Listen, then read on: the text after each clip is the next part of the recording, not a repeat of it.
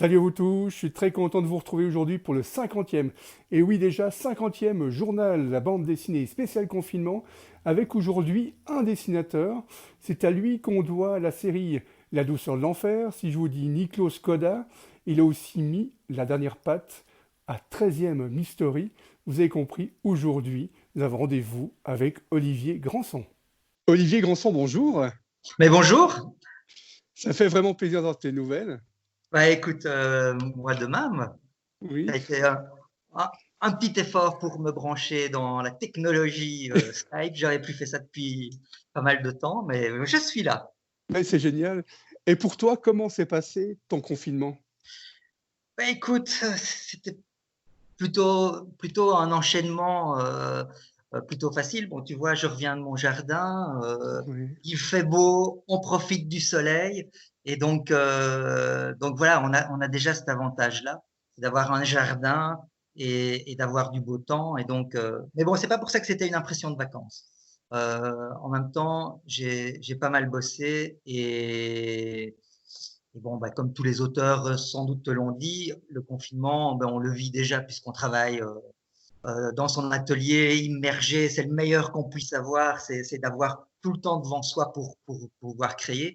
Et comme j'avais mon scénario et comme ben, j'étais déjà dans une histoire, j'avais pas besoin voilà euh, de redémarrer quelque chose. Donc j'étais quand même avant le confinement sur des rails. Ce que je trouvais génial pour un confinement, c'est que tu as eu le temps de nous faire tous les jours un dessin. Ah C'est-à-dire oui, bah, justement avec le nageur oui. solidaire, excuse-moi. Et Ah c'est non, vrai que... c'est solitaire, Ah, c'est solitaire, ouais. c'est solitaire, tout seul, et Oui, qui a été créé au mois de l'année passée, fin d'année passée, et au mois de janvier, j'avais décidé d'en faire un tous les jours dans un agenda et de me tenir. Et comme je l'avais nommé le nageur solitaire, quand on a démarré le confinement, il y avait quelque chose qui était assez fou au niveau du sens que le personnage prenait. Et comme je le poste tous les jours sur Facebook, j'avais un retour aussi et puis une connexion à l'actualité. Pas du dessin de presse, hein, c'est plutôt des impressions que j'ai, c'est plutôt une errance d'un personnage poétique, une déambulation, disons, et, euh, et voilà, c'est assez contemplatif, mais il y a toujours pas mal de symboles et de lectures différentes. Et donc ça me plaisait bien. ouais, c'était génial. Est-ce que toi, tu as envie de faire un livre avec ça ou bien c'était vraiment pour s'amuser? Alors, au départ, c'est vraiment un petit exercice de mise en route, de mise en forme. Il y a beaucoup de dessinateurs qui font ça, voilà, un échauffement, quoi, hein, comme on peut faire dans les arts martiaux avant de commencer, ou comme on fait dans tous les domaines sportifs, s'échauffer et puis passer au vif du sujet. Donc, c'était un peu ça. Puis, un peu l'idée de mettre en place quelque chose qui, à un certain moment, peut déclencher euh, une aventure inattendue. Et je pensais pas que ça allait être à ce point-là. Et moi, dans l'univers de la bande dessinée, je t'ai connu en 1991 avec la série 40 Cross. Et tu as fait 7 albums avec Michel Olief. Et ce qui est génial, c'est en fait, on peut dire que c'est tes débuts dans le polar en bande dessinée. Oui, tout à fait. Bah écoute, le, le truc, c'est que j'avais commencé déjà à publier dans le journal Tintin. Bon, je vais pas revenir sur tout parce que bon, voilà, après le temps passe et moi je regarde plutôt devant que derrière. Mais j'avais pas mal galéré et puis j'ai rencontré Claude Lefranc qui m'a proposé voilà une série. À ce moment-là, bon, j'avais publié un peu dans le Circus, dans le Tintin, dans le Spirou, mais rien de concret. Et donc j'ai accepté de faire cette série avec Michel Elef. Euh, un peu euh, une adaptation, disons, de l'univers de Genret, avec des histoires originales. Et puis c'est devenu Carlan Cross et un univers des années 30, Londres, etc. Et la série qui t'a vraiment fait, en fait, qui t'a fait démarrer, et avec ça, tu as fait un grand carton parce que tu es devenu connu en fait dans toute la francophonie, même beaucoup plus loin, c'est Nikos Koda. C'est génial, tu as fait quand même 15 albums avec Jean Dufaux. Et là, c'est impressionnant parce que on touche tous les univers aussi bien, bah, tout ce qui est voyage dans l'hypnose, en même temps les runes, toutes ces choses-là, en toute la magie noire. Et c'est vrai que c'était très impressionnant comme série. Ben, ouais, merci. Bon, moi c'est vrai que c'est 15 ans de ma vie que j'ai consacré. C'est écrit par Jean Dufaux, donc c'est Jean qui amène l'univers. Mais Jean a cette faculté, c'est de savoir avec qui il travaille et d'aller chercher des éléments qui correspondent à son dessinateur. Donc il y a des moments où il mettait en place des personnages ou des séquences ou des contextes qui me convenaient mais vraiment d'emblée. Parfois, c'est moi qui lui proposais un pays, un décor, une petite trame peut-être, une petite orientation avec un personnage ou l'autre, en lui montrant des dessins que je faisais au préalable. Et Caroline Cross, on voulait aller vers un personnage assez singulier. On s'inscrivait dans la lignée des séries populaires.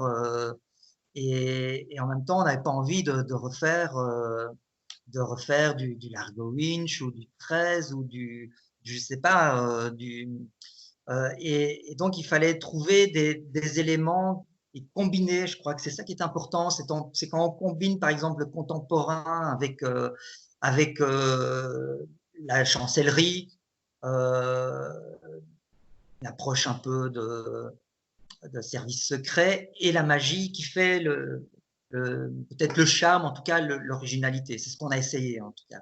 Moi, je sortais de Carlan Cross, qui était plutôt une série ancrée dans un vrai classicisme, la littérature anglo-saxonne, et, et je voulais, après avoir fait les 7 albums de Carlan Cross, aller vers quelque chose où j'allais pouvoir peut-être me retrouver plus au niveau de ma personnalité, au niveau de. Et donc, il y a une projection. D'abord, se réapproprier le scénario de gens pour pouvoir me projeter dans le personnage, d'une certaine manière. Mais c'est vrai que c'est génial parce que, bon, par une magie noire, en même temps, ton héros, ben, c'était un grec. Et c'est vrai qu'en même temps, c'était un grand voyageur parce qu'on passait aussi bien de Paris, Barcelone, Marrakech. Est-ce que toi, tu étais proche de ton personnage? Tu es aussi un grand voyageur? Oui, oui, ça c'est mon épouse qui adore voyager, donc c'est elle qui m'entraîne à gauche, à Ah droite. ouais. Et sinon, moi, je suis plus à avoir envie de rester dans mon confinement, si je peux dire. Quoique maintenant, le confinement, j'ai envie d'en sortir, bien Oui. sûr. Mais non, c'est vrai que se ressourcer en allant voir ailleurs, se documenter, prendre des informations, et c'est plus l'idée de l'ailleurs, c'est plus renouveler son regard. C'était plus ça. Et graphiquement, la possibilité de l'insuffler par les décors dans une série réaliste, je trouvais que c'était vraiment l'idéal. Alors on a voulu se diriger vraiment vers des pays qui étaient liés à l'Europe pour pas aller dans les clichés américains. C'était déjà beaucoup trop exploité. On se retrouvait dans une collection au Lombard, la collection signée avec déjà IRS, Alpha, Norge, qui était vraiment ancré dans un paysage américain. Donc nous, on a vraiment opté, comme tu dis, pour Barcelone, pour le Caire, pour le Maroc. Donc c'est tout le bassin méditerranéen qu'on a exploité, mais Prague, Paris, Berlin, cette idée aussi de contexte qui fait l'histoire. Et l'album, en fait, la série est proche du spiritualisme, vu qu'on parle de magie noire, ces choses-là. Est-ce que ça, c'est quelque chose qui t'a tout de suite intéressé? Est-ce que toi, tu es intéressé par ce côté-là aussi? Oui, mais bon, je suis intéressé, mais comme tout un chacun, c'est-à-dire que je lis pas des encyclopédies.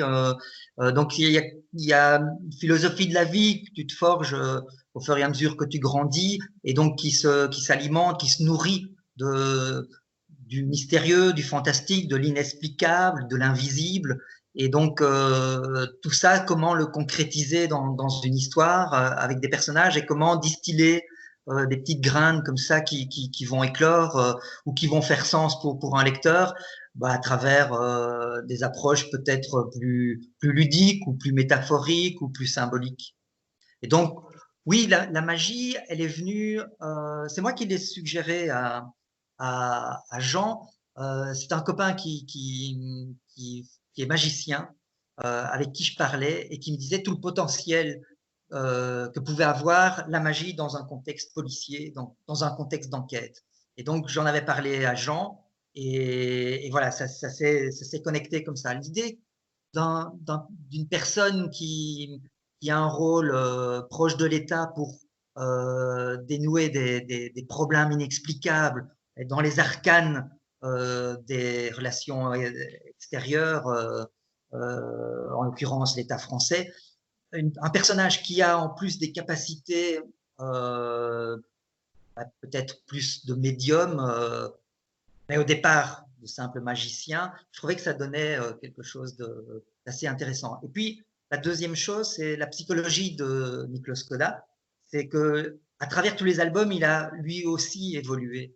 En partant d'une magie de proximité ludique, la prestidigitation, et en allant vers tout doucement une magie beaucoup plus spirituelle, beaucoup plus ancrée par rapport à l'idée du bien et du mal, par rapport à l'idée de l'orientation qu'on veut prendre dans la vie, ouais, l'idée de prendre certains partis et d'aller vers, en l'occurrence avec Koda, de sombrer vers, d'aller dans l'ombre, de sombrer vers un gouffre qui l'accapare complètement et qui est celui du pouvoir et du pouvoir qui peut t'ensevelir complètement et te faire dévier, entre guillemets, du droit chemin. Et pour toi, c'est pas trop dur de dire, au bout de 15 albums, on arrête la série, notre héros disparaît? C'est vrai que... Oui, non, c'était pas dur du tout parce que c'était anticipé. Ouais, Ouais. j'avais pas envie de passer non plus trop de temps sur une chose. C'est pour ça que j'ai fait petite incartade d'abord La femme accident, mais que j'ai très vite Ouais. enchaîné avec La douceur de l'enfer. Donc il y avait déjà cette envie qui était là de créer d'autres choses, d'aller vers d'autres univers. Et puis la série, au départ, j'aime bien parce que on a le temps de revenir avec un personnage, de le faire évoluer, bon, quand je revois les premiers et les derniers, je sens vraiment au niveau dessin, au niveau mise en scène, j'ai fait quand même du chemin.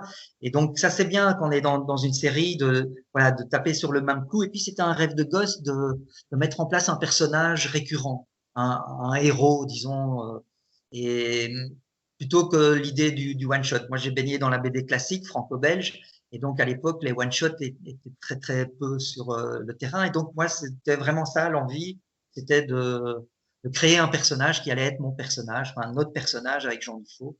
Et, et vers le 10e album, déjà avant, hein, mais le 10e album, je sentais vraiment le moment de passer à autre chose. Et on a voulu terminer la série Coda. On pensait en faire encore 2, 3, puis on en a fait 5. Et donc voilà, c'est une série de 15 albums. Avec cette idée, bon, ben, voilà, c'est quelque chose qui se tient de A à Z et qui n'est pas fait juste sur le moment de l'envie et puis on arrête quand on en a marre. Il y a vraiment une responsabilité quand on commence une histoire, d'aller jusqu'au bout. Et c'est vrai que tu as fait d'autres albums entre deux. Pendant la série, c'est dit la femme accident avec Denis Lapierre. Et c'est vrai que c'est impressionnant parce que ces albums-là, tu les as fait directement en couleur directe. Écoute, la couleur directe, je l'ai pratiquée avant Karlan Cross. Et Ouais. donc, et alors, mieux que ça, la couleur directe, les premières planches en couleur directe que j'ai faites donc dans la fin des années 80, 1980, c'était avec un scénario de Denis Lapierre. Ah. Et puis, ouais, on était tous les deux au début de notre carrière et donc on a laissé tomber. Et puis moi, je suis passé à autre chose et lui aussi. Et on s'est retrouvés, je sais pas, c'était 25 ans après. Et, et donc, pour moi, c'était une évidence de faire un bout de chemin avec Denis Lapierre et en plus en travaillant la couleur, ce que j'avais envie depuis très longtemps. J'ai toujours été frustré de travailler avec des coloristes. Dans Coda, il y a même une scène à un certain moment en couleur directe.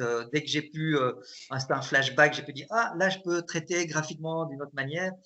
J'aurais voulu faire toute la série en couleur directe, mais j'avais pas l'énergie et l'expérience pour vraiment m'engager dans ce truc-là. Avec La femme accident, oui, c'était le moment.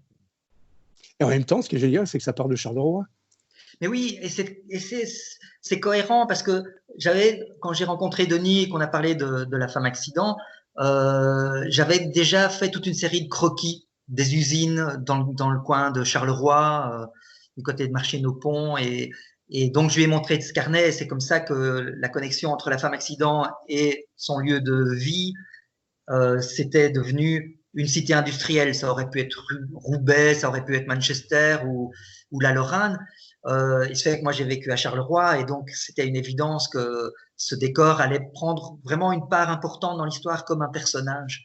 Et les croquis que je faisais dans des carnets étaient des croquis en couleur directe, où la couleur, qui n'est pas misérabiliste comme on peut l'imaginer, avec des fumées sombres, noires, etc. C'était plutôt des ambiances de couleurs dans des tons rouges, des aciéries qui rougeoient comme ça dans la pénombre, ou des couchers de soleil sur les terris, et qui donnaient une particularité, et peut-être un peu de poésie dans ce monde plutôt noir. Et en même temps, ce qui est génial, c'est que tu es capable même de faire du scénario, parce que tu as fait 2 albums, La douceur de l'enfer, où tu as fait dessin et scénario. Et c'est vrai que ces 2 albums sont touchants, parce que ça raconte en fait le petit-fils en fait, de notre héroïne en fait, du début, qui décide en fait de partir trouver les traces de son grand-père en Corée, parce que son grand-père a fait la guerre de Corée, et lui, il retourne 60 ans après sur place. Oui, moi j'ai commencé la bande dessinée parce que j'avais envie d'écrire des histoires. Et puis bon, mes premières histoires publiées dans Tintin, c'était des scénarios que j'avais écrits quand j'avais 18 ans, et manque de maturité, d'expérience, manque de voyage, bien sûr. Et donc on te dit tout de suite, ouais, ce serait bien que tu prennes un scénariste, ton dessin il est bien, mais voilà, il faudrait et puis se reposer sur les épaules d'un scénariste qui a déjà bourlingué, qui a déjà fait des trucs, qui a déjà un crédit auprès d'un éditeur, c'est aussi plus tranquillisant, quoi. Et donc c'était en stand-by. Ouais, ça a été en stand-by peut-être un peu trop longtemps. J'avais fait des tentatives, puis ça ne marchait pas. Et il a fallu un voyage en Corée, à Séoul, et surtout un moment sur la frontière entre la Corée du Nord et la Corée du Sud, pour qu'il y ait ce moment où je me dis, là, je peux être sur un terrain où je vais, un terrain presque vierge, parce qu'à l'époque, on parlait pas beaucoup de la Corée du Nord, et je me dis, je vais pas avoir la frustration de tomber sur quelque chose qui a déjà été fait et d'essayer de trouver une originalité. Et donc, je me sentais vraiment libéré pour raconter cette histoire. Il a juste, il a juste fallu que je la rapproche de moi, et donc j'ai créé Billy Summer, donc qui aurait pu être belge, et qui finalement était américain, pour vraiment mettre en place l'empire américain avec voilà, tout ce que ça représente au niveau du capitalisme et de cette soi-disant démocratie, et puis l'empire de la Corée du Nord, l'État complètement dictatorial, avec cette famille Kim Il-jung, Kim Jong-il et maintenant Kim Jong-un, qui impose comme ça un totalitarisme incroyable. Et donc, je trouvais que c'était intéressant d'opposer ces 2 pays et d'avoir un pion qui passe d'un côté à l'autre et qui finalement porte un regard de la Corée du Nord sur les États-Unis, mais un regard qui est évidemment différent. Et ce regard-là était intéressant. Le truc, c'est qu'il fallait emmener le lecteur à travers cette histoire par un personnage auquel il pouvait s'identifier. Et finalement, ne pas faire une histoire de journaliste ou une histoire politique ou une histoire de guerre, faire une histoire d'amour, une histoire de famille, une histoire de transmission. Pour moi, c'était le plus important, c'était cette idée de transmission que nos aïeuls peuvent faire passer, même si on les a pas connus. C'est vraiment le socle de la douceur de l'enfer. Et le dernier album, si je ne me trompe pas, c'est 13 Mystéries qui est sorti, c'est le 13e. Et c'est génial parce qu'en même temps, on peut dire double cadeau, parce que tu as fait le dernier album 13 Mystéries, et en plus avec Jean Van Damme, qui a créé cette série, donc c'est magique. Oui, moi je l'ai pris comme, d'abord c'était un honneur que Jean Van Damme me demande de faire ce dernier 13 Mysteries. Je l'ai su assez tôt, donc j'ai attendu que tous les 12 sortent presque, parce qu'il y en a qui étaient déjà sortis. Avant de pouvoir vraiment m'y mettre.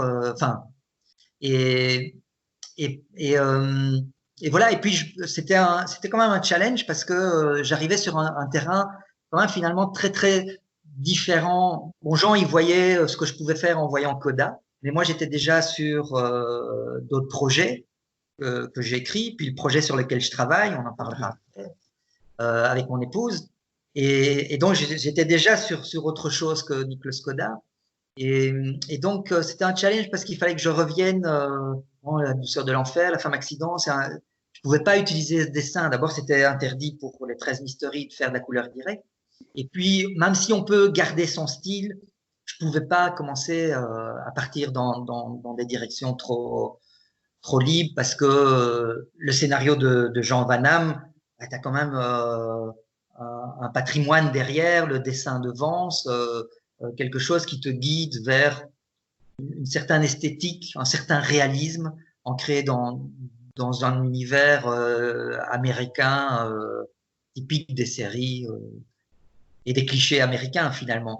Et donc il fallait vraiment que pour moi c'était important que je réponde à cette attente là aussi, parce que je sais aussi que le lecteur, le fan, il attend plus un dessin à l'avance qu'un dessin à la Sphare par exemple. Quoique Sphare et Blin, ils sont capables. Hein. Et pour toi, toi qui as bien connu Vance, est-ce que pour toi, en même temps, c'était un hommage et pour toi, c'était un rêve de faire cet album-là? Euh, oui, c'était alors bon un rêve. Euh, le rêve, c'était de faire de la bande dessinée, surtout. Hmm. Après, le rêve, c'est de mettre en place des histoires et puis d'évoluer et puis de me rendre compte que je peux dépasser mes limites. Avec Jean, comme c'est un challenge, oui, il y avait un peu cette idée d'essayer d'être à la hauteur et surtout de se retrouver. Pour moi, c'était ça le plus important. C'était de se retrouver dans cette équipe qui est quand même assez fabuleuse, de ces finalement 13 scénaristes et 13 dessinateurs différents, de ces créations atypiques autour de l'univers de 13. Et c'est pour ça, oui, c'était un honneur de se retrouver dans cette équipe-là. C'est assez chouette, c'est assez valorisant. C'est une petite famille comme ça qui s'est créée, mais bon, c'est pas non plus très très important. Et dernière question, c'est que j'ai eu beaucoup de chance de pouvoir voir des dessins en avant-première de tes planches. Là, tu es en train de travailler sur un nouvel album de bande dessinée. Mais à ce moment-là, j'étais occupé à travailler sur donc, mon prochain album qui s'appelle La Fée Paradoxe, qui sera un roman graphique de 160 pages. Et cerise sur le gâteau, le scénario, c'est Sylvie Roche. Et Sylvie Roche, c'est mon épouse. Donc on travaille ensemble déjà depuis un moment sur cette histoire. L'album va sortir normalement au mois de janvier. Je ne sais pas encore très bien avec le décalage des sorties, s'il va être légèrement décalé ou pas, mais voilà. Et donc, avec le confinement, comme on était tous les deux dans la maison, on a pu bien bosser, bien avancer, et j'arrive tout doucement vers la fin. Je crois que là, je suis à la page 137, donc l'histoire est déjà bien en place. Je sais pas si Ah, superbe. Ah oui, oui. voir un petit Oui. aperçu en exclusivité. Ah, génial. Donc, c'est aussi, ça sera la couleur directe. Ah oui, c'est beau, ouais. Et c'est de la couleur Ah directe. oui. Ouais, c'est superbe. Et, euh, C'est très beau, ouais. voilà, je pense que c'est avec une approche quand même assez différente au niveau de la technique. Je Oui. ne suis pas complètement réinventé, mais il y a quelque chose qui s'est mis en place par rapport à l'histoire, par rapport à l'univers, qui est un drame familial et avec une sensibilité comme ça qui se dévoile petit à petit tout au long de l'album. Et c'est le premier album que vous faites ensemble. Ah oui, tout à fait. Ton premier scénario et Hmm. la première collaboration. Donc, c'est magique en même temps. Ah oui, non, c'est assez incroyable parce que bon, voilà, maintenant ça va faire 30 ans qu'on est ensemble et donc c'était pas prévu au départ, évidemment. Donc c'est des choses qui se mettent en cours de route et donc il y a une complicité comme ça, il y a plein de choses qui sont au-delà de la création de l'album qui sont vachement intéressantes, quoi.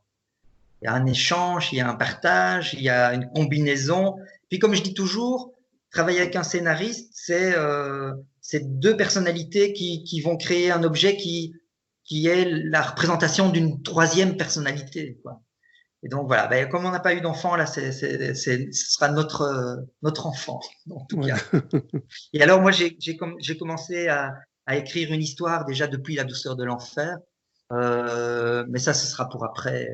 On aura encore l'occasion d'en parler. Avec un grand plaisir. Ben, je te remercie beaucoup de nous avoir accueillis chez toi. C'était très gentil. Je te montre juste Ah comme quoi oui. c'est pas de la blague. Tu vois, ça c'est l'agenda. Ah oui. Oh, il est petit comme ça, ouais. Ah oui, c'est un agenda normal. Ah oui, oui. Donc, et là-dedans, tu Ah, as c'est des super dessins, ouais. des dessins à chaque fois qui se sont, qui se sont dévoilés. Et au jour le jour, il y en a un ou deux qui sont volants parce que je dois travailler avec le recto verso. Ouais. Et donc, tu vois que celui d'aujourd'hui, il est en Ah face d'une oui. page vierge parce que je n'anticipe pas. Demain, je ne sais pas ce qu'il y aura là. Tu vois, donc Ah, je c'est trouve magique. vraiment ce jeu-là de hier, c'était avant-hier, c'était mon anniversaire. Oui, Donc oui. ça a été connecté comme ça. Et puis voilà. Donc j'ai encore tout ça jusqu'à la fin de l'année. C'était une bonne idée, en tout cas. Ben écoute, j'ai pas fait exprès. Non. Alors encore merci beaucoup. Je me réjouis de te revoir en live. Oui, bah écoute, moi aussi. À très bientôt. À très Merci en tout bientôt, hein. cas de ta patience.